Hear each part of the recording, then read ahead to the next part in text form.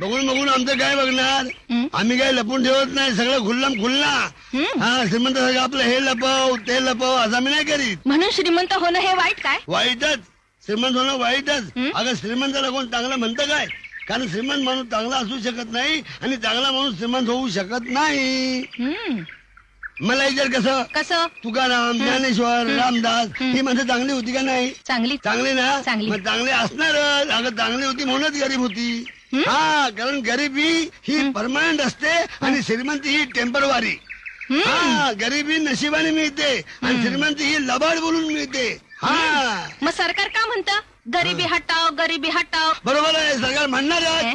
कारण त्यांना गरिबाची सुख बघवत नाहीत. गरिबीत सुख कसलं? अगं गरिबीतच खरं सुख असतं. कसलं? गरीब माणसाला कसंही मोकळं वागता येतं. उद्या वाटलं तर गरीब माणूस दोन्ही चांगल्या वर करून झोपू शकतो.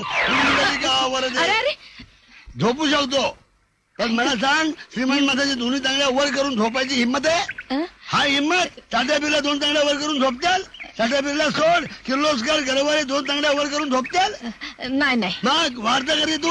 हा, आता एक आहे मात्र, मंत्र्याच्या बाबतीत जरा वेगळी गोष्ट आहे. हा, मग मंत्र्याचं काय आहे? काय? निवडणुकीत पडला की दोन्ही चांगल्या वर आणि जिंकला तर? अगं पडल्यावर दोन टांगड्या वर तर जिंकल्यावर? तुला कुणी शिकवलं? तू मला आठवते सारखी.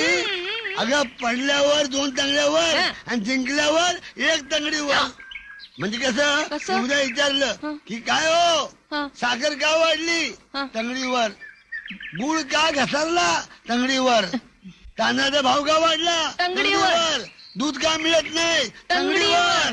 बटाटा का नरम झाला? तांगडीवर. मिरची का पडली? तांगडीवर. तुला तंगडी पाठ झाली आता. म्हणून रामदास स्वामींनी सांगून ठेवलंय, हे अशा माणसाला देऊ नये थारा आणि मिळेल तिथे जोड्याने मारा.